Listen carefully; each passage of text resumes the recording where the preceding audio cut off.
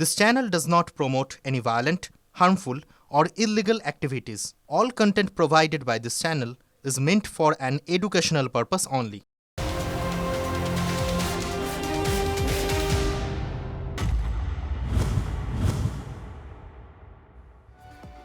দেখছেন টিভি9 বাংলা। তনিষ্ঠার সঙ্গে রয়েছে আমি শুভজিৎ। তনিষ্ঠা, নজর রাখছি আমরা শহর কলকাতার দিকে।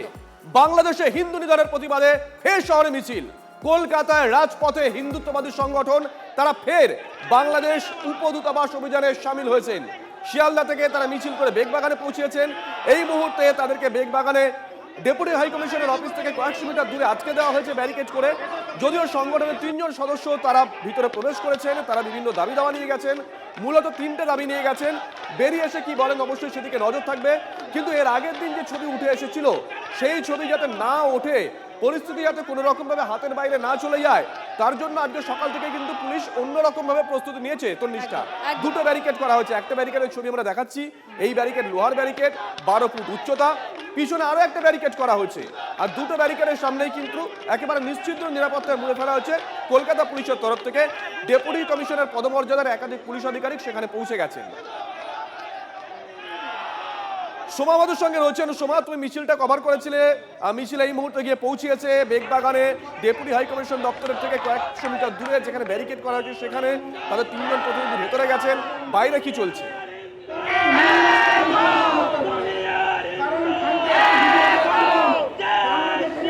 দেখো, বাইরে অর্থাৎ আমরা দেখলাম এই মিছিল যখন এসে পৌঁছালো একেবারেই বেগবাগান মোড়ে, সেখানে কিন্তু পুলিশের বাধার মুখে পড়েছেন তারা। অর্থাৎ পুলিশ কিন্তু এই মিছিলটিকে আটকে দিয়েছে।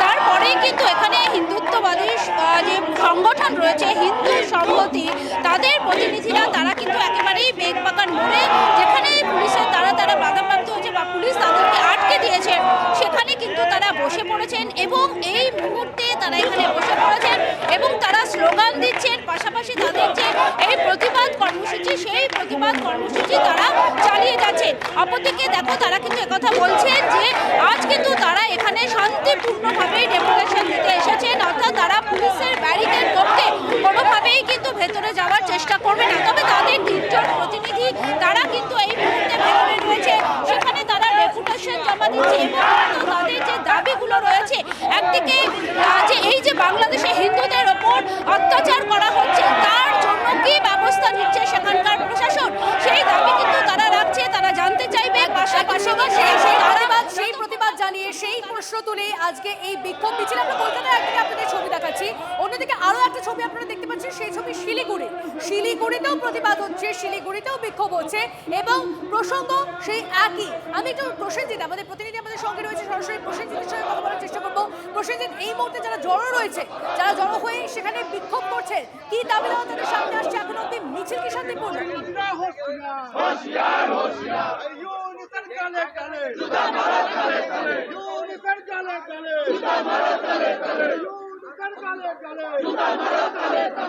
কথা বলবো, আমরা প্রসেনজিতের সঙ্গে কথা বলবো। এই মুহূর্তে প্রসেনজিৎ আমাদেরকে ছবি দেখাচ্ছে, যে ছবি আপনারা দেখতে পাচ্ছেন শিলিগুড়ির ছবি। সেই শিলিগুড়িতেও প্রতিবাদ হচ্ছে, বিক্ষোভ হচ্ছে এবং আমাদের কলকাতাতে আমরা সেই ছবি দেখাচ্ছি। 2টো ছবি একসঙ্গে আমরা দেখাচ্ছি। এই মুহূর্তে প্রসেনজিতের সঙ্গে আরো একবার কথা বলবো আমরা।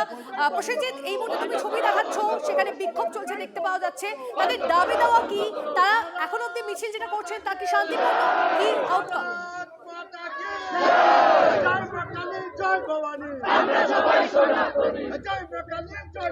দেখো, শিলিগুড়িতে বিক্ষোভ হচ্ছে। প্রথমে ভিসার যে অফিস, সেই অফিস বন্ধ করে দেওয়া হয়েছিল। বিভিন্ন হিন্দু সংগঠনগুলো আন্দোলন করে সেই অফিস বন্ধ করে দেয়। শিলিগুড়িতে অন্যতম উল্লেখযোগ্য বড় ব্যাংক, বাংলাদেশের ক্ষেত্রে সোনালী ব্যাংক, যারা শিলিগুড়িতে বসে ব্যবসা করে, এবার এই হিন্দু সংগঠনগুলো কিন্তু সোনালী ব্যাংকের সামনে বিক্ষোভ দেখাচ্ছেন। তারা বলছেন কোনোভাবেই সোনালী ব্যাংকে খোলা রাখা যাবে না। বাংলাদেশ জুড়ে যে ভারত বিদ্বেষ, সেই ভারত বিদ্বেষের জেরে একদিকে বাংলাদেশে দাঁড়িয়ে তারা এই ধরনের কথাবার্তা বলবেন, অন্যদিকে সোনালী ব্যাংক উত্তরবঙ্গে বসে কাজকর্ম করবে, তা চলবে। আমি এবার কথা বলি এদের সঙ্গে। দাদা, সোজা কথা, আজকে আমাদের স্পষ্ট কথা যে যেখানে বাংলাদেশে যদি আমাদেরকে হিন্দুদেরকে শান্তিতে থাকতে না দেওয়া হয়, সেখানকার সংখ্যালঘুদের, এখানে যারা বাংলাদেশিরা সুবিধা নিতে আসছে তাদেরকে আমরা শান্তিতে থাকতে দেব না। পুলিশ এটা স্পষ্ট, যাহা ইউনিস তাহাই মমতা। আজকে বাংলাদেশিদের বাঁচানোর জন্য এত বড় পুলিশ ফোর্স এখানে নেমে আসছে। এটা স্পষ্ট যে ভিতরে ভিতরে এই যে আমরা বলতাম না যে তোষণ হচ্ছে এবং অনুপ্রবেশ ঘটছে, এই অনুপ্রবেশ যে রাজ্য সরকারের মদদে ঘটছিল সেটা আজ আবার পশ্চিমবঙ্গের পুলিশ প্রমাণ করে দিল। প্রথমে তো ভিসা অফিস বন্ধ হলো, এবার অবশ্যই অবশ্যই আমরা সব দিক থেকে বয়কট চাচ্ছি, অর্থনৈতিকভাবে বয়কট চাচ্ছি, চিকিৎসার দিক থেকে বয়কট চাচ্ছি, ব্যবসায়িক দিক থেকে বয়কট চাচ্ছি।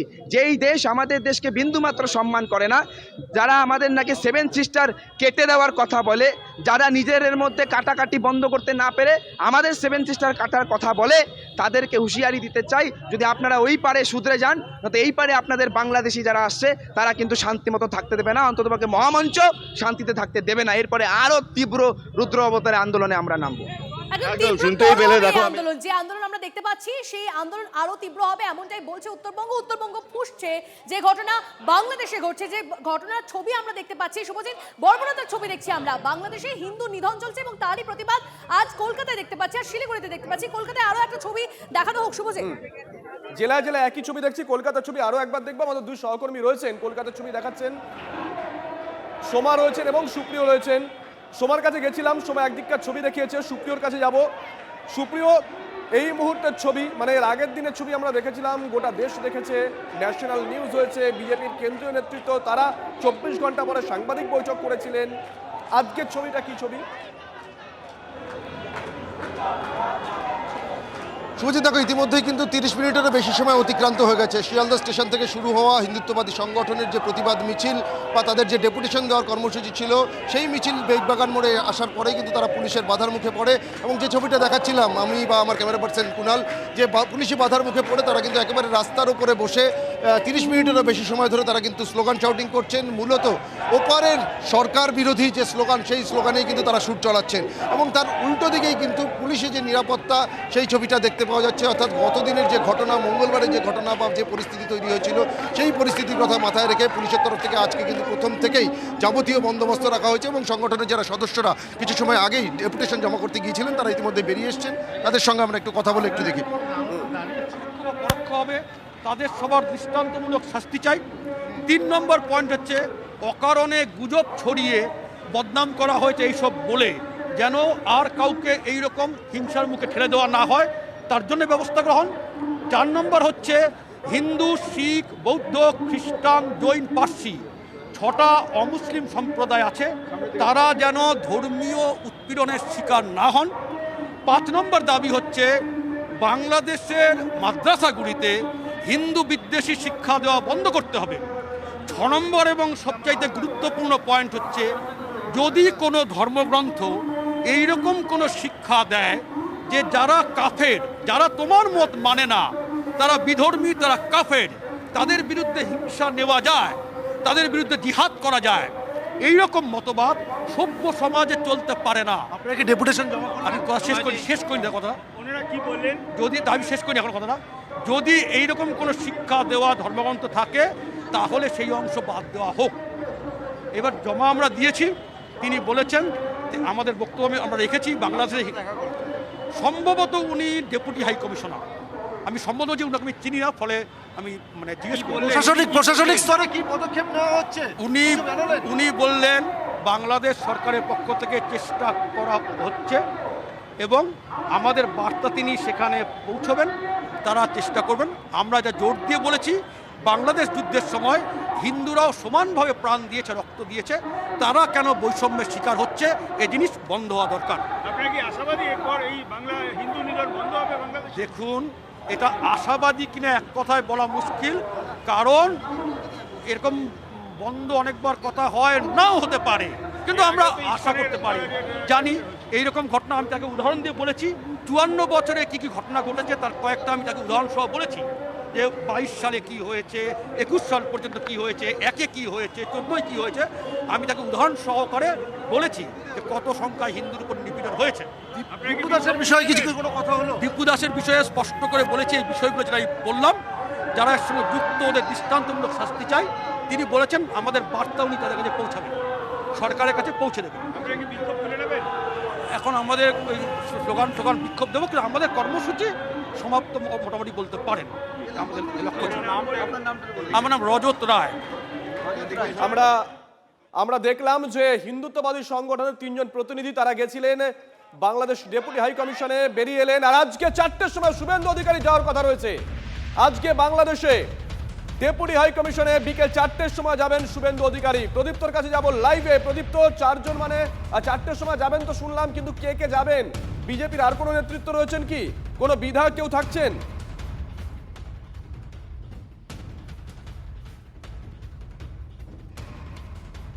না, প্রদীপ্তর সঙ্গে আমরা যোগাযোগ করব। আজকে বিকেল 4টের সময় শুভেন্দু অধিকারী যাবেন বাংলাদেশ ডেপুটি হাই কমিশনে অ্যাপয়েন্টমেন্ট নেওয়া আছে। 4টের সময় যাবেন বিরোধী দলনেতা। তার আগে আমরা দেখলাম হিন্দুত্ববাদী সংগঠনের সদস্যরা, তারা গেছিলেন 3 জন সদস্য, তারা তাদের 3টি দাবি জানিয়ে এসেছেন এবং ওখান থেকে কিছু আশ্বস্ত হয়েছেন কিছু বিষয়, সেটাই এসে সাংবাদিকদের বলছিলেন। শুভেন্দু অধিকারী 4টের সময় যাবেন, তিনি কি দাবি জানান অবশ্যই নজর থাকবে, তিনি বেরিয়ে এসে কি বলেন সেদিকেও নজর থাকবে। এর আগেও শুভেন্দু অধিকারী যাওয়ার চেষ্টা করেছিলেন কিন্তু ফিরে এসেছিলেন। তিনি সেদিনকে জানিয়েছিলেন যে 26 তারিখ যাবেন। আমি বলেছিলাম 26 তারিখে আমাকে যদি দেখা করতে না দেওয়া হয় তাহলে আমি দ্বিগুণ সংখ্যক লোক নিয়ে এখানে এসে বিক্ষোভ করব। যাই হোক, বিলম্বে বোধোদয় বাংলাদেশ ডেপুটি হাই কমিশন আগামীকাল 4টের সময় আমার সঙ্গে দেখা করতে চেয়েছেন এবং এই সাবজেক্ট নিয়ে বাংলাদেশ সরকার কি কি অ্যাকশন নিয়েছেন জানাতে চেয়েছেন। সেই কারণে আগামীকালের যে বড় মোবিলাইজেশনের কথা বলেছিলাম সেটা আমি রিকোয়েস্ট করছি, যারা আসতে চেয়েছিলেন আসবেন না, যদি আসেন দূরে থাকবেন, আমাকে এটা পিসফুলি করতে দেন।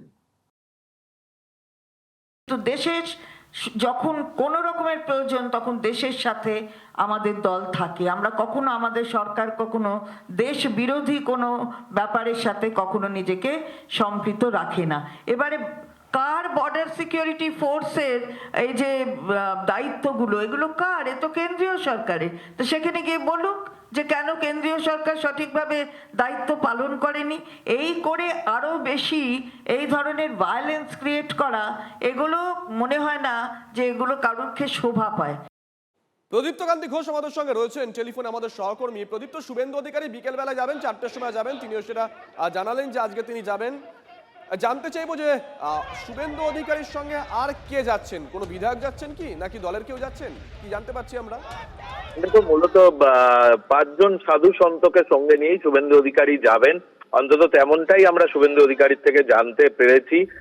এক্ষেত্রে থাকবেন মাতা কৃষ্ণা রাও, শঙ্কর হেলাজি, সর্বানন্দ অবধূতজি, সঞ্জয় শাস্ত্রীজির মতো যে সাধু সন্তরা রয়েছেন তারা শুভেন্দু অধিকারীর সঙ্গে থাকবেন। এবং ইতিমধ্যেই শুভেন্দু অধিকারীর যে বক্তব্য দর্শকদের সামনে তুমি শোনালে, তাতেই স্পষ্ট যে আজকে শুভেন্দু অধিকারীরা যাবেন এবং সেখানে দীপুচন্দ্র দাসের হত্যার পর বাংলাদেশ সরকার কি কি পদক্ষেপ করেছে, বাংলাদেশ সরকারের তরফ থেকেই ডেপুটি হাই কমিশনের যারা দায়িত্বপ্রাপ্ত রয়েছেন তারা শুভেন্দু অধিকারীকে সেই কথা যেমন ভাবে জানাবেন, একই সঙ্গে দীপুচন্দ্র দাসের পরিবারের পাশে, মৃত দীপুচন্দ্র দাসের পরিবারের পাশে বাংলাদেশ সরকার কিভাবে পাশে দাঁড়িয়েছেন সেই বিষয়ে বিস্তারিত তথ্য দেওয়ার রয়েছে বাংলাদেশ ডেপুটি হাই কমিশনের দায়িত্বপ্রাপ্তদের। এখন দেখার বিষয় যে তারা সেই ধরনের তথ্য দেন নাকি তারা শুভেন্দু অধিকারীর সঙ্গে আলোচনায় নতুন কোনো বিষয় উঠে আসে, সেদিকেই নজর রয়েছে সকলের। ধন্যবাদ।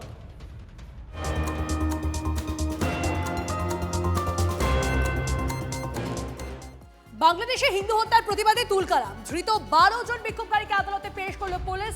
ধৃতদের নিঃশর্ত মুক্তির দাবিতে আদালতে জমায়েত হিন্দুত্ববাদী সংগঠন।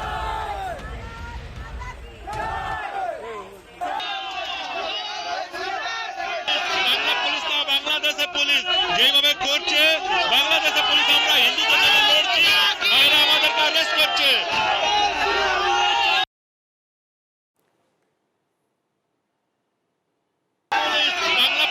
বাংলাদেশের পুলিশ যেভাবে করছে, বাংলাদেশের পুলিশ আমরা হিন্দুদের জন্য লড়ছি, এরা আমাদেরকে অ্যারেস্ট করছে। সৌভিক আমাদের প্রতিনিধি আমাদের সঙ্গে রয়েছে, সৌভিক রয়েছে সেই আদালত থেকে। আমি একটু কথা বলার চেষ্টা করব। এই সৌভিক, এখন অবধি ঠিক কি আপডেট পাওয়া যাচ্ছে এই ঘটনায়? দেখো, তুমি দেখতে পাচ্ছ যে এই মুহূর্তে আমরা দাঁড়িয়ে রয়েছি একেবারে আলিপুর পুলিশ লকআপের, কলকাতা পুলিশের লকআপের সামনে। তুমি দেখতে পাচ্ছ হিন্দু জাগরণ মঞ্চের যারা সদস্য তারা কিন্তু এই মুহূর্তে বিক্ষোভ দেখাচ্ছে। মূলত যেটা দাবি বাংলাদেশ হাই কমিশনের সামনে যেদিনকে তারা ডেপুটেশন দিতে গিয়েছিল এবং সেক্ষেত্রে 12 জনকে অ্যারেস্ট করা হয়েছে, আজকে তাদের পুলিশ কাস্টাডি হয়েছিল এবং আজকে আবার কড়িয়া থানা থেকে তাদের দুদিন রিসিভ করে নিয়ে আসা হয়েছে। আজকের বেল দেয় কিনা তার দিকে সবাই নজর রাখছে। আমি সরাসরি একবার কথা বলে নেওয়ার চেষ্টা করবো।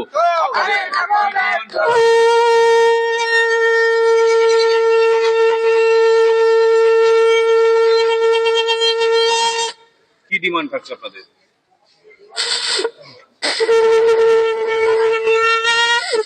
আপনাদের কি ডিমান্ড? আমাদের এই শঙ্খ বাজিয়ে কুরুক্ষেত্রে যেমন শ্রীকৃষ্ণ এই শঙ্খ বাজিয়ে যুদ্ধ ঘোষণা করেছিল, আমাদেরও আজকে যুদ্ধ ঘোষণা। হিন্দুদের উপরে যে নির্যাতন হচ্ছে, জিহাদিরা যে হিন্দুদের কেটে কুচি কুচি করছে, তার প্রতিবাদে আমরা আজকে এই চত্বরে এসেছি। আমরা শুধু প্রতিবাদ জানাতে এসেছি। আমরা ভারতবর্ষের সনাতনী, আমরা ভারতবর্ষকে আমাদের যে অ্যারেস্ট করা হয়েছে তাদেরকে আজকে ছাড়া হবে। আজকে আমাদের ভগবানের কাছে প্রার্থনা করছি, আজকে অবশ্যই অবশ্যই বেল পাবে। ওদের কাছে কোনো রকম এমন কোনো এভিডেন্স নেই যেটা নিয়ে ওদেরকে আরো আটকে রাখে। আজকে চরম চরম থাপ্পড় খাবে মমতা ব্যানার্জি। তৃণমূলের মমতা ব্যানার্জি এমন থাপ্পড় খাবে, জিন্দগিতে আর হিন্দুর প্রতি গায়ে হাত দিতে তাকে আর একবার চিন্তা করতে হবে যে কার গায়ে হাত দিয়েছে। না হয় সেক্ষেত্রে আপনারা কি করবেন? প্রথম কথা, বেল হওয়াটা উচিত, কারণ আমরা প্রতিবাদ করতে নেমেছিলাম, আমরা দীপু হত্যার বিচার চাইতে নেমেছিলাম, বাংলাদেশ হাইকমিশনের প্রতিবাদ দেখাতে গিয়েছিলাম। সেখান থেকে যেভাবে এই পুলিশ আমাদেরকে তুলে এনেছে, জানি না কাদের নির্দেশ মতো, কিন্তু তুলে এনে এই যে সনাতনী হিন্দুদেরকে জেল বন্দি করেছে, এর থেকে আমরা 7 জন মেয়ে রেহাই পেলেও 12 জন সনাতনী হিন্দু রেহাই পায়নি। কিন্তু আজকে বেলের অপেক্ষায় আমরা এখানে বাইরে বসে আছি। যদি বেল না হয়, সমগ্র পশ্চিমবঙ্গ জুড়ে আমরা এর তীব্র তীব্র প্রতিবাদে নামবো এবং মমতা বন্দ্যোপাধ্যায়কে দেখিয়ে দেব যে প্রতিবাদী যে সনাতনীরা মা দুর্গার পুজো করে, মা কালীর পুজো করে, এবং যারা এখানে আছে প্রত্যেকের মধ্যে সেই মা কালী, মা দুর্গা ধারণ করে আছে, দেখিয়ে দেব প্রতিবাদ কোন লেভেলের হয়।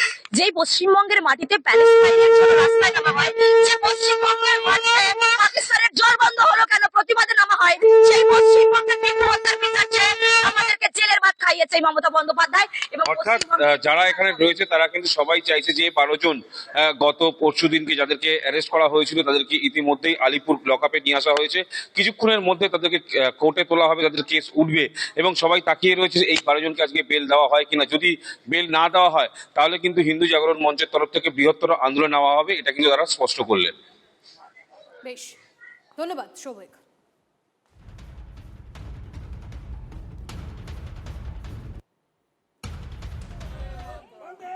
দুটো ছবি একসঙ্গে এই মুহূর্তে আপনাদেরকে দেখাচ্ছি। একদিকে বেগবাগানের প্রতিবাদ বিক্ষোভ, যে বিক্ষোভের ছবি আমরা লাগাতার দেখাচ্ছি আপনাদেরকে, অন্যদিকে ধৃতদের আদালতে পেশ করা হয়েছে, 12 জন বিক্ষোভকারীকে আদালতে পেশ করা হয়েছে, সেই ছবিটাও দেখাচ্ছি আপনাদেরকে, দুটো ছবি একসঙ্গে। তনিষ্ঠা, 19 জনকে অ্যারেস্ট করা হয়েছিল, তার মধ্যে প্রথম দিনই জামিন পেয়ে যান 7 জন মহিলা, 12 জন পুরুষকে সেদিনকে 2 দিনের পুলিশি হেফাজত দেওয়া হয়েছিল। তারা যেতে যেতেই বলেছিলেন তারা অনশনে বসবেন 2 দিন। আজকে তাদেরকে হাজির করা হবে। ইতিমধ্যে তাদের সংগঠনের সদস্যরা তারাও কিন্তু আদালত চত্বরে পৌঁছে গেছেন।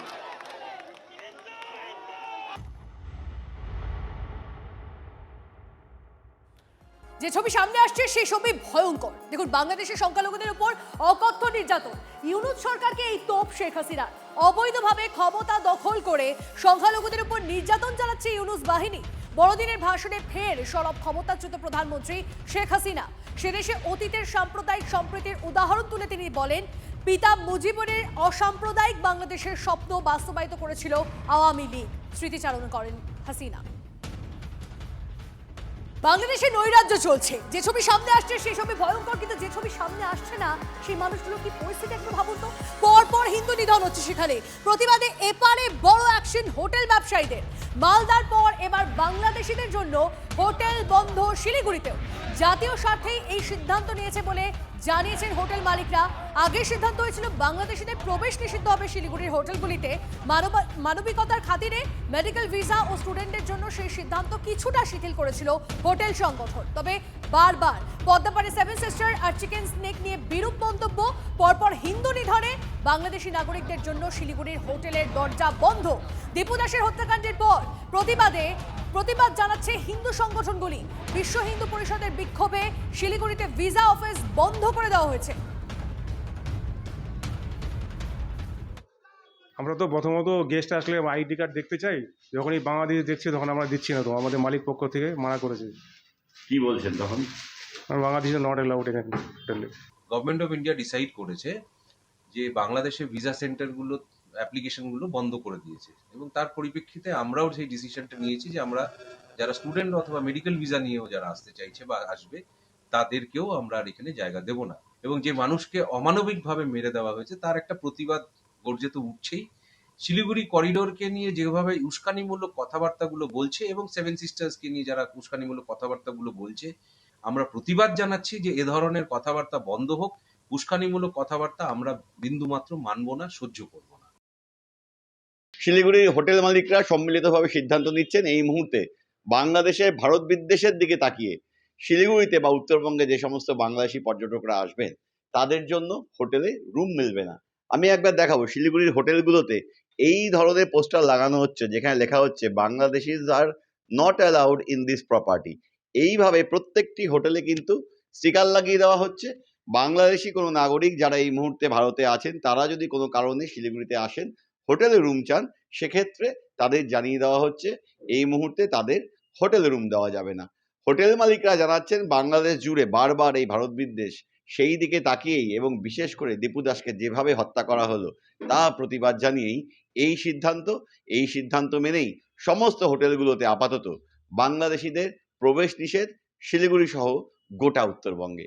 ক্যামেরায় দীপায়নের সঙ্গে প্রসেনজিৎ, TV9 বাংলা, শিলিগুড়ি।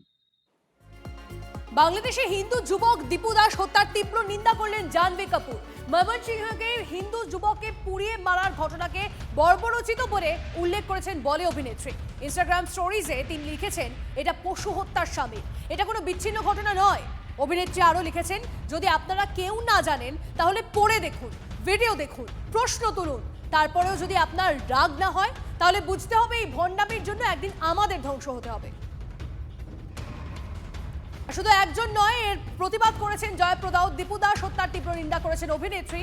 দীপু দাস হত্যা হিন্দুত্বের উপর আঘাত, হত্যার বিরোধিতার সবাইকে সরব হতে বলেছেন অভিনেত্রী। এটাই কি নতুন বাংলাদেশ? প্রশ্ন জয়প্রদার। बांग्लादेश में टिपू चंद्र दास नाम के एक मासूम हिंदू भाई को भीड़ ने मिलकर मार डाला। सिर्फ मारा ही नहीं, उसे पेड़ पर बांधकर और उसे आग लगा दिया। क्या यही वो नया बांग्लादेश? यह सरासर मां लिंचिंग है, सीधा सनातन धर्म पर और हिंदुत्व पर प्रहार है। हम सब मिलकर आओ, आप सब आवाज उठाओ। দেখুন, আর 1.5 মাস বাকি আছে, তারপরেই বাংলাদেশে ভোট রয়েছে। গতকালই বাংলাদেশে পা রেখেছেন তারেক রহমান, আর তারেক রহমান আসতে ভিন্ন স্রোতে বাংলাদেশের রাজনীতি। এবার আর একা নির্বাচন লড়তে চাইছে না বাংলাদেশের ছাত্রদের দল এনসিপি। এর আগে বিএনপির সঙ্গে সমঝোতা করতে চাইলেও সায় দেয়নি বিএনপি। এখন জামাতের সঙ্গে জোট করে তারা নির্বাচনে লড়াই করতে চাইছে, মানে যারা জুলাই আন্দোলন করেছিল। তন্ময় প্রামাণিক আমাদের সঙ্গে রয়েছেন, আমাদের সহকর্মী। তন্ময়, সেদিনকেই তো আমরা প্রশ্ন তুলেছিলাম, সুশীল সমাজ প্রশ্ন তুলেছিল যে এই যে একটা ঘটনা ঘটলো, বলা হলো গণ আন্দোলন হ্যান ত্যান, সেখানে কোথাও গিয়ে জঙ্গিদের মদত, জামাতের মদত নেই তো? আজকে বোধহয় সেটা পরিষ্কার করে দিচ্ছে যারা সেদিনকে আন্দোলন করেছিল তারাই। তন্ময়, দেখো, একেবারেই সেই যৌথ সমন্বয়ক যে দল ছিল, সেই দল যেখানে ছাত্ররা মূলত এই আন্দোলনটা করেছিল, সেখানেই কিন্তু তখনই জামাতরা পিছনে রয়েছে বা মৌলবাদীরা পিছনে রয়েছে বলে অভিযোগ উঠেছিল। পরবর্তী সময় বিএনপির সঙ্গে এই ছাত্রদের যে দল রয়েছে, তারা যে দল তৈরি করেছে ভোটে লড়ার জন্য এনসিপি, সেটা বিএনপির সঙ্গে জোট বাঁধবে বলেছিল। কিন্তু পরবর্তী সময়ে যেভাবে গোটা বাংলাদেশ তছনছ হচ্ছে, বাংলাদেশে হিংসার ঘটনা ঘটছে, এবং তারেক রহমান দেশে ফিরলেন 17 বছর পর, এবং তার সমাবেশে তিনি যে বক্তব্য রাখলেন সেখানে তিনি মৌলবাদের বিরুদ্ধে দেশে শান্তি ফেরানোর আহ্বান জানালেন। এখানে কিন্তু স্পষ্ট হয়ে গেছিল দূরত্বটা, কারণ এর আগে দূরত্ব তৈরি হয়ে গেছিল। এবার এখন যেটা জানা যাচ্ছে বাংলাদেশ থেকে, যে এই ছাত্রদের দল এনসিপি আর একবার শেষমেশ আনুষ্ঠানিকভাবে বিএনপিকে জোটের জন্য আহ্বান জানাবে। কিন্তু ইতিমধ্যেই তারা জামাতের সঙ্গে কথা বলা শুরু করে দিচ্ছে। জামাতের সঙ্গেই তারা জোট করবে এমন একটা প্রবল সম্ভাবনা কিন্তু এই মুহূর্তে বাংলাদেশে, অর্থাৎ একদিকে বিএনপি, অন্যদিকে জামাত এবং ছাত্রদের এই এনসিপি।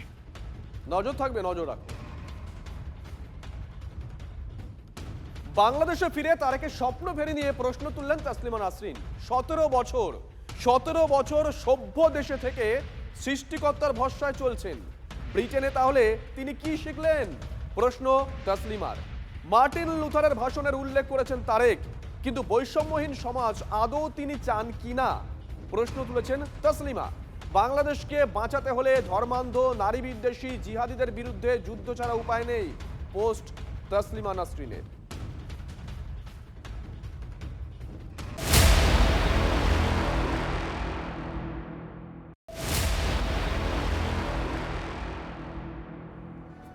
শুভজিৎ, এই মুহূর্তে আরো একটা গুরুত্বপূর্ণ খবরে নজর রাখা যাক, তা হচ্ছে এসআইআর এর দ্বিতীয় ধাপ শুরু হতে চলেছে, যা শুনানি পর্ব। সেই শুনানি পর্ব এবার শুরু হতে চলেছে। 2002 এর তালিকার সঙ্গে যাদের যোগসূত্র নেই তাদের ডাকা হবে শুনানিতে। আমি আরো ডিটেইলসে জানবো। শ্রাবন্তী আমাদের প্রতিনিধি আমাদের সঙ্গে রয়েছেন। শ্রাবন্তী, কত মানুষ প্রথম পর্বে এই শুনানিতে ডাক পেতে চলেছেন এবং যাদেরকে ডাকা হবে তাদের কোন কোন নথি রাখাটা খুব গুরুত্বপূর্ণ, একটু যদি আরো ডিটেইলসে জানান। তনিষ্ঠা, নো ম্যাপিংয়ের আওতায় যারা পড়েছেন 32 লক্ষ এরকম ভোটার রয়েছেন যারা নো ম্যাপিংয়ের আওতায়, অর্থাৎ 2002 এর সঙ্গে কোনো রকম সংযোগ সূত্র দেখাতে পারেননি এমন মানুষকেই সবার আগে রাখা হয়েছে। এই 32 লক্ষ মানুষের হিয়ারিং প্রথম শুরু হবে।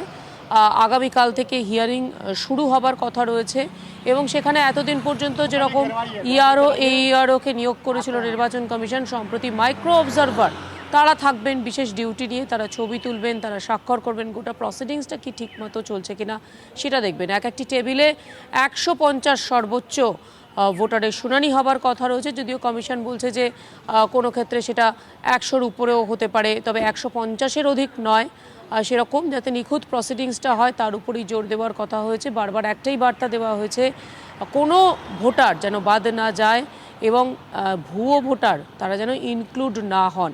এই 32 লক্ষ শেষ হওয়ার পরে 1,34,00,000 যাদের বিভিন্ন ধরনের ভুল রয়েছে বা কোনো রকম সন্দেহ রয়েছে, এরপর দ্বিতীয় দফায় তারা আসবেন। গোটা মাস জুড়ে এই কাজটি চলবে এবং তারপর শেষ পর্যন্ত ফাইনাল যে তালিকা, খসড়া তালিকা ইতিমধ্যেই বেরিয়েছে, ফাইনাল তালিকা বেরোবে কমিশন সূত্রে, এমনটাই খবর রয়েছে।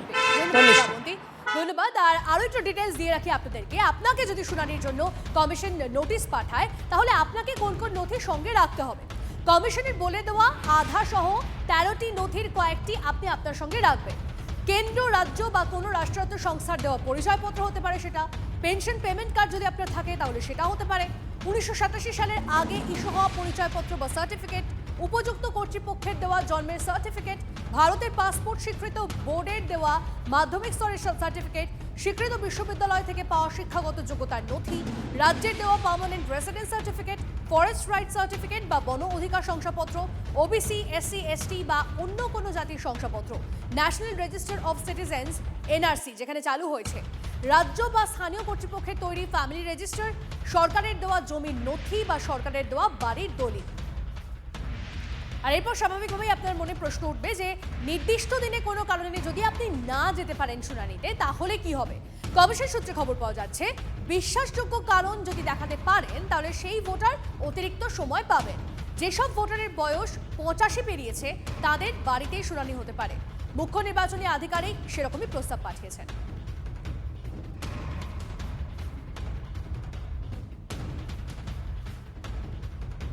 আর এবারে এসআইআর নোটিশ আতঙ্কে মৃত্যুর অভিযোগ। বীরভূমের সাঁইথিয়ায় হৃদরোগে আক্রান্ত হয়ে বৃদ্ধের মৃত্যু।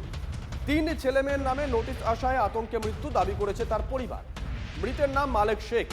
উত্তরপ্রদেশে কর্মরত হওয়ায় বারাণসীর ভোটের কার্ড মালেকের, কিন্তু 2002 এর ভোটার তালিকায় নাম নেই তার। 2002 এর তালিকায় ম্যাপিং না হওয়ায় শুনানিতে ডাক মালেকের ছেলে মেয়েদের। আতঙ্কে হৃদরোগে আক্রান্ত হয়ে মৃত্যু অভিযোগ করেছে পরিবার তো এই অভিযোগ করছে, কিন্তু রাজনৈতিক দলগুলো তারা কি বলছে, বিএলও তার সঙ্গে কি কথা হয়েছে, ডিটেল নেব হিমাদ্রির কাছ থেকে। হিমাদ্রি, দেখো একেবারেই এই মৃত্যু ঘিরে কিন্তু ইতিমধ্যেই রাজনীতি শুরু হয়ে গেছে বীরভূম জেলায়। এর আগে যেমন এসআইআর প্রক্রিয়া শুরুর সময় বীরভূমে 2 থেকে 3 জনের মৃত্যু হয়েছিল, তখনও পরিবারের লোকজন অভিযোগ করেছিল যে এসআইআর এর কারণেই মৃত্যু হয়েছে। এবার এসআইআর এর যে ভেরিফিকেশনের যে নোটিশ, শুনানির নোটিশ, সেই নোটিশ পরিবারের 3 জনের কাছে যেতেই তার বাবা কিন্তু হার্ট অ্যাটাক হয়, অর্থাৎ হৃদরোগে আক্রান্ত হয়ে মৃত্যু হয়, এমনটাই পরিবারের লোকজন অভিযোগ করছে। পাশাপাশি তৃণমূল কংগ্রেস যেমন বলছে যে সমস্তটাই হয়েছে এসআইআর এর কারণেই, যদিও পাল্টা বিজেপি বলছে সমস্ত কিছুতে এসআইআর দেখলে হবে না, মৃত্যু প্রত্যেক মানুষেরই হবে এবং সেটা একটা নিয়ম মেনে সে একটা সময় হয় এবং সেই মতো মৃত্যু হয়েছে, এর জন্য এসআইআর এর কোনো সম্পর্ক নেই বা নোটিশের কোনো সম্পর্ক নেই, এটা বিজেপি দাবি করছে।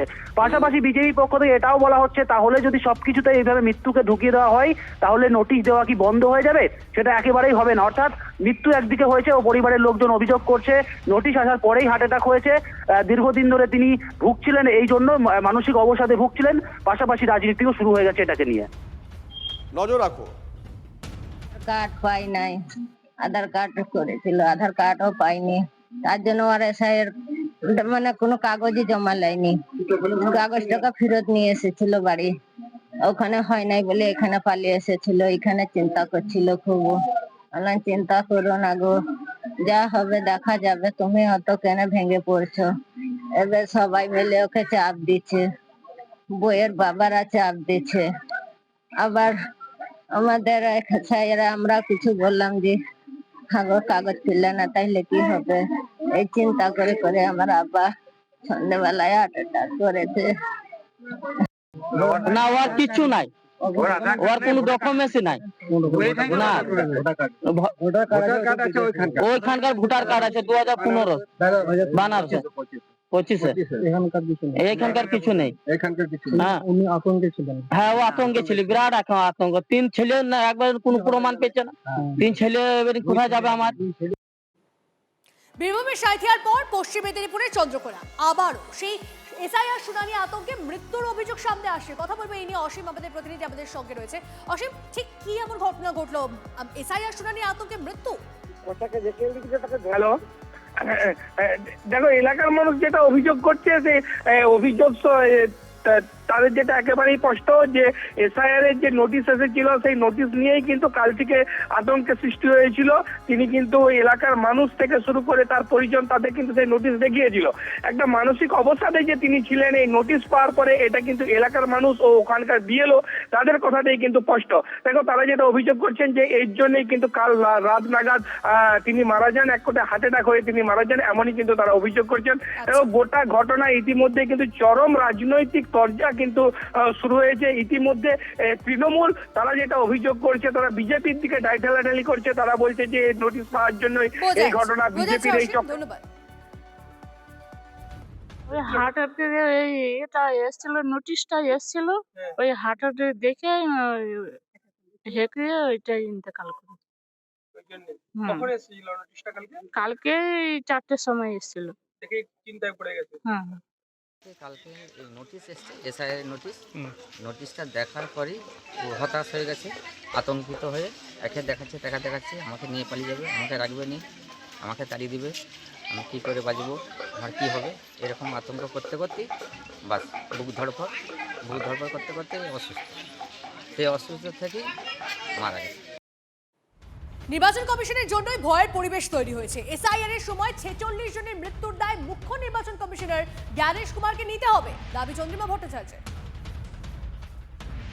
ভোটার লিস্টে নাম উঠেছে, আবার গিয়ে তাকে ভোটের জন্য তার নিজের নাগরিকত্বের পরিচয় দিতে হবে, যখন সুপ্রিম কোর্ট বলছে যে ইসিআই কিন্তু নাগরিকত্বের পরিচয় মানে দেওয়ার কোনো লোক নয়, সুতরাং তাকে আবার ডকুমেন্ট দেখাতে হবে, আবার যেতে হবে।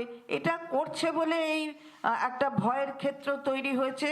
আর এর দায় সম্পূর্ণভাবে নির্বাচন কমিশনের, এবং যারা মানে সবচেয়ে বড় কথা আমাদের যিনি একেবারে মাথায় রয়েছেন শ্রীযুক্ত জ্ঞানেশ কুমার, তাকে তো এই দায় নিতেই হবে। এতগুলো মানুষের প্রাণহানি, এর দায় তো তাকেই নিতে হবে।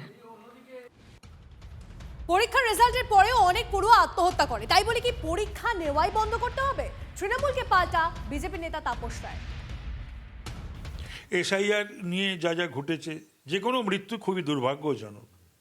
তারপরে যদি অকস্মাৎ হয় বা কোনো কারণে হয় তো বটেই না, তাহলে তো এই যে বিভিন্ন পরীক্ষা ফল বেরোনোর পরে অসফল বা যেটা আশা করেছিল সেটা না করলে পরে আমরা দেখি বেশ কিছু ছাত্রছাত্রী সুইসাইড করে, তাহলে তো পরীক্ষার ফল বেরোনো বন্ধ করে দেওয়া উচিত।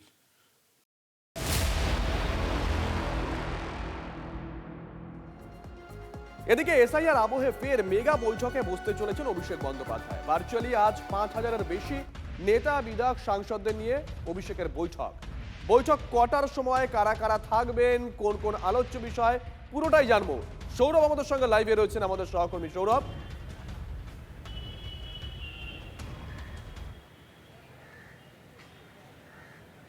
শুভজিৎ, প্রথমেই যেটা বলবার যে একেবারে নতুন বছর পড়বার আগেই কিন্তু সংগঠনের কাজ আরও একবার খুব বেশি মাত্রায় সেখানে কিন্তু বিশেষ গুরুত্ব দিচ্ছেন অভিষেক বন্দ্যোপাধ্যায়। আজকে মূলত দিদির উন্নয়নের পাঁচালী বলে যে কর্মসূচিটি শুরু হয়েছে, যে মমতা বন্দ্যোপাধ্যায় সরকারের উন্নয়ন এবং মহিলাদের মধ্যে তা 1 মাসেরও বেশি সময় ধরে প্রচার করা হবে।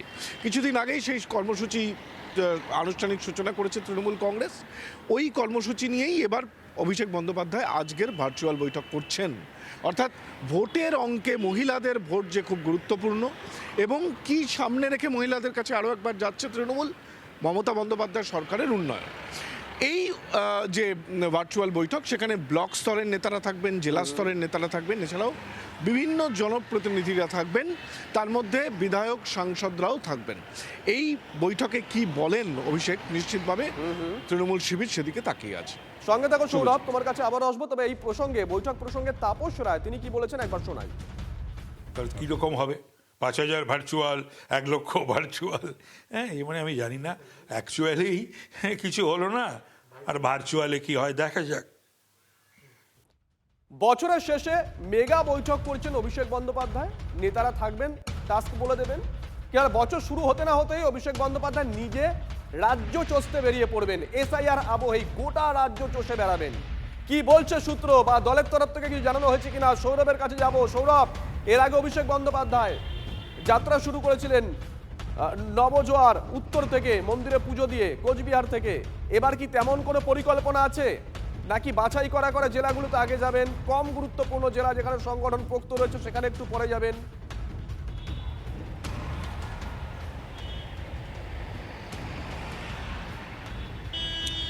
শুভজিৎ, তুমি ঠিকই বলেছো যে অভিষেক বন্দ্যোপাধ্যায়ের কোনো অভিযানের কথা মনে আসলেই সাম্প্রতিক তার নবজোয়ার যাত্রার কথাই মনে হয়। তবে যে কর্মসূচিটা নতুন বছরের প্রথম মাস থেকে পাওয়া যাচ্ছে, 2রা জানুয়ারি থেকে যে কর্মসূচি পাওয়া যাচ্ছে, তা কিন্তু একেবারে উত্তর থেকে দক্ষিণ বা দক্ষিণ থেকে উত্তর লাগাতার কোনো জেলার পর জেলা কর্মসূচি নয়। যেটা আমরা দেখতে পাচ্ছি যে একেবারে বারুইপুর দিয়ে শুরু হবে, তার পরদিনই কোচবিহার, এভাবেই আলিপুরদুয়ার, এভাবেই তারপরে ইটাহার, মালদা করে বীরভূমে আসবেন অভিষেক বন্দ্যোপাধ্যায়। সব থেকে গুরুত্বপূর্ণ 15 তারিখ কাঁথিতে সভা করবেন অভিষেক বন্দ্যোপাধ্যায়। সেই কাঁথি রাজনৈতিকভাবে খুব গুরুত্বপূর্ণ, যে অভিষেক বন্দ্যোপাধ্যায় যাবেন শুভেন্দু অধিকারীর গড়ে। সুতরাং এগুলো সবই জনসভা এবং মিছিল এইভাবে সাজানো হয়েছে। এখনো নবজোয়ারের মতো যে ক্যাম্পেইন আমরা দেখেছিলাম, সেই ক্যাম্পেইন, সেই রকম মডেল কিন্তু এখনো পর্যন্ত সঙ্গে থাকো একটু। সুকান্ত মজুমদার এই মুহূর্তে আমাদের সঙ্গে রয়েছেন। সুকান্ত বাবু, সৌরভ গুহ লাইভ রিপোর্টিং করছিল, আপনিও কিছুটা শুনেছেন নিশ্চয়ই। অভিষেক বন্দ্যোপাধ্যায় জানুয়ারি থেকেই রাস্তায় নেমে পড়ছেন, তাদের কর্মসূচি রয়েছে, দলীয় কর্মসূচি, মানে নবজোয়ার ধাঁচে নয়, বিভিন্ন সময় বিভিন্ন জেলায় যাবেন, কিন্তু জানুয়ারি থেকে তিনি রাস্তায় নামছেন, জানুয়ারিতে তিনি কাঁথিতে যাবেন। এখনো পর্যন্ত তৃণমূল সূত্র সে কথাই বলছে। সুকান্ত বাবু, দেখুন, যে কোনো জায়গায় উনি যেতে পারেন, কোনো অসুবিধা নেই। এটা লঞ্চিং হচ্ছে, দ্বিতীয়বার লঞ্চিং করার চেষ্টা করা হচ্ছে।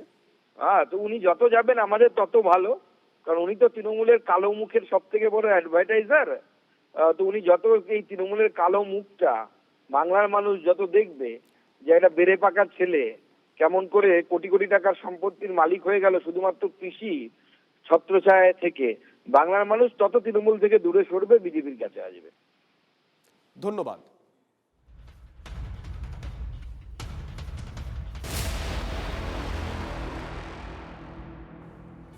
এসআইআর পরের পর্ব অর্থাৎ শুনানি পর্ব শুরু হতে চলেছে, যেমনটা আমরা জানাচ্ছিলাম আপনাদেরকে। এবার বারাসাতের দিকে নজর রাখা যাক, কারণ সেখানে প্রস্তুতি তুঙ্গে। বারাসাত 1 বিডিও অফিসের কাছে তৈরি হয়েছে শুনানি কেন্দ্র। প্রায় 33,000 আনম্যাপড ভোটারকে ডাকা হচ্ছে শুনানিতে। এসআইআর শুনানি পর্ব চলবে 3 ভাগে। প্রথম দফায় শুনানি চলবে সকাল 9টা থেকে 11টা পর্যন্ত, এরপর বেলা 12টা থেকে দুপুর 2টো এবং বিকেল 3টে থেকে 5টা পর্যন্ত চলবে শুনানি পর্ব। সিসিটিভি না থাকলেও পর্যাপ্ত পুলিশ মোতায়েন থাকছে শুনানি কেন্দ্রে। রাত পেরোলেই হিয়ারিং, আর তারই প্রস্তুতি চলছে এই বারাসাত ব্লক 1-এর কাউন্টার করা হচ্ছে। এই কাউন্টারের প্রত্যেকটা জায়গায় একটা করে টেবিল থাকবে। এই কাউন্টারে এক একটা গ্যাপে 2টো করে টেবিল থাকবে। মোট বারাসাত ব্লক 1-এ 11টি টেবিল হবে বারাসাত বিধানসভার জন্য। আর সেই 11টি টেবিলে প্রতি টেবিলে প্রতিদিন প্রায় 100-র বেশি মানুষ আসবেন। এই যে জায়গা দেখা যাচ্ছে, এইটুকু জায়গার ভেতরে প্রায় 1000-এর বেশি মানুষ আসবেন। এটাই হচ্ছে সব থেকে বড় চ্যালেঞ্জ। এখন প্রশ্ন হচ্ছে, এই এত মানুষ এক জায়গায় আসলে কি করে কাজ সমাপ্ত করবেন? তার জন্য একটু সহজ করবার জন্য 3টে আলাদা আলাদা ভাগ করেছে নির্বাচন কমিশন। প্রথম সকাল 9টা থেকে 11টা, সেই স্লটে কিছু মানুষ আসবেন। এই যে 1000-এর বেশি মানুষ আসবেন তার একটা অংশ 9টা থেকে 11টা, সেকেন্ড 12টা থেকে 2টো, থার্ড 3টে থেকে 5টা। এই 3টে স্লটে 1000 মানুষ ভাগ ভাগ করে আসবেন। অর্থাৎ বারাসাত ব্লক 1 সূত্রে যেটুকু আমরা জানতে পারছি, এখানে সিসিটিভি কাভারেজের কথা এখনো পর্যন্ত নেই। তবে প্রচুর পুলিশ মোতায়েন থাকবে যাতে কোনো রকম ডিস্টারবেন্স না হয়। TV9 বাংলার জন্য সুকান্ত মণ্ডলের সঙ্গে দীপঙ্কর দাসের রিপোর্ট, উত্তর 24 পরগনা।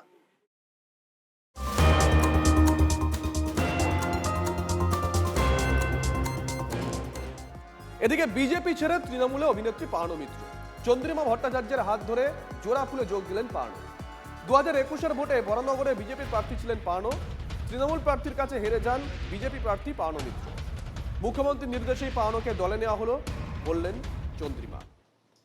আমরা 2টো ছবি আপনাদেরকে একসঙ্গে দেখাচ্ছি। 2019-এ পার্নো মিত্র সহ আরও একাধিক টলি তারকা তারা বিজেপিতে যোগ দিয়েছিলেন, সেই ছবি দেখাচ্ছি।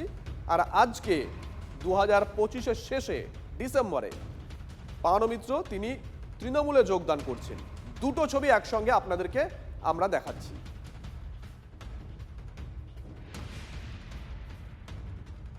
খুব স্বাভাবিকভাবে এই প্রশ্নটা আসে, তৃণমূলে তুমি যোগ দিয়েছো, এবার নির্বাচনে তোমাকে প্রার্থী করা হবে কিনা, এই বিষয়ে তুমি কতটুকু জানো বা এই প্রমিসটা পেয়েছো কিনা তাদের থেকে? দেখো, এইটা আমার হাতে নেই, এটা একেবারেই আমার হাতে নেই, আগের বারও ছিল না। এবং এটা তো দল ডিসাইড করবে, ম্যাডাম সিএম ডিসাইড করবেন, অভিষেক ব্যানার্জি ডিসাইড করবেন, এবং বাকি যারা বড় বড় নেতারা রয়েছেন, যারা কমিটিতে রয়েছেন, তারা ডিসাইড করবে। এটা তো আমার হাতে নেই, এবং এটার জন্য আমি মুখিয়েও নেই। মানে whatever responsibility is given to me, I would like to just take forward, go forward with that. আগেরবার তুমি বরানগর থেকে প্রার্থী হয়েছিলে, যদি এবার প্রার্থী হওয়ার সুযোগ হয়, কোনো এরকম কেন্দ্র আছে কিনা যেখান থেকে তুমি লড়তে চাইবে? না না, আমি এরকম কিছুই ভাবিনি। আমি জাস্ট কাজ করতে চাই। মানুষ অনেক কথা বলে, কথা বেশি বলে, কাজ কম করে। আমার মনে হয় I want to focus on the work. আমার মনে হয় যে কোথাও কি একটা মেন্টাল গ্যাপ তো ছিলই, কারণ আমরা বড়ই হইনি ওই ভাবনা চিন্তা নিয়ে। সো কোথাও একটা আড়ষ্টতা ছিল, প্লাস আমার মনে হয় না ওরা খুব একটা মানে যেভাবে ওনাদের পথটা এগোচ্ছিল, ওনাদের পথের সাথে আমি ঠিক মেলাতে পারছিলাম না নিজেকে, সেই জন্য আজকে এখানে। পার্নো মিত্র যে ধরনের মানুষ, সহজ সরল, আমার সহকর্মী বন্ধু, আমি তোকে যতটা জানি, মানে হচ্ছে জলের মতো। মানে ওকে এইভাবে বিভিন্ন গ্লাসে ভরে দেওয়ার যে একটা ব্যাপার, বিভিন্ন শেপ নিয়ে নিচ্ছে, এটা মানে আমার ওর সঙ্গে না করলে ভালো হতো এইসব আর কি। তো যাই হোক, ও ভালো থাকুক, আমি এইটুকু চাই। কিন্তু যারা ওকে এইসব জায়গায় নিয়ে গেলেন, তারা ওর যে ভালো চাইছেন না তা স্পষ্ট হলো। আপনাদের আবারও একসঙ্গে 2টো ছবি আমরা দেখাচ্ছি। 2019-এ জুলাইতে বিজেপিতে যোগদান করেছিলেন পার্নো মিত্র সহ একাধিক টেলি তারকা, দিল্লির অফিসে গিয়ে যোগদান করেছিলেন। আমরা সেই ছবি দেখাচ্ছি, পাশাপাশি আজকের ছবি দেখাচ্ছি। তৃণমূলে যোগদান করলেন পার্নো মিত্র আজকে তৃণমূল ভবনে। 2টো ছবি একসঙ্গে। মানুষের জন্য যে কাজ, মানুষের পাশে থাকার কাজ, একজন নাগরিক হিসাবে যেটা তার মূল কর্তব্য, সেই কর্তব্য সম্পর্কেও সচেতন পার্নো। এবং আমি ধন্যবাদ জানাচ্ছি যে মহিলা হয়ে পার্নো মিত্র তার নিজের স্বক্ষেত্র যেমন তার সাথেও সে যুক্ত, আবার তৃণমূল কংগ্রেসের সঙ্গে যুক্ত হবার জন্য সে আজকে এখানে এসেছে। এই বিষয়ে আমার কিছু বলার নেই, শুধু আমার মনে হচ্ছে যে আবার একটা কোনো ডেডিকেটেড মানে উৎসর্গীকৃত তৃণমূল কর্মীর সর্বনাশ হলো। কেন দলটা তো আস্তে আস্তে এই প্রাক্তন অভিনেতা অভিনেত্রী, আসলে যারা এখন যাদের আর কোনো সিরিয়ালে বা ফিল্মে হয়তো কাজকর্ম নেই বা পায় না বা পাচ্ছে না, তাদের দল হয়ে দাঁড়াচ্ছে বা দাঁড়াবে। রাজনৈতিক দল তা অভিনেতা অভিনেত্রীতে ভরে যাচ্ছে, তাও আবার মমতা ব্যানার্জির মানে কোনো একজন বড় বড় কথা বলার দল।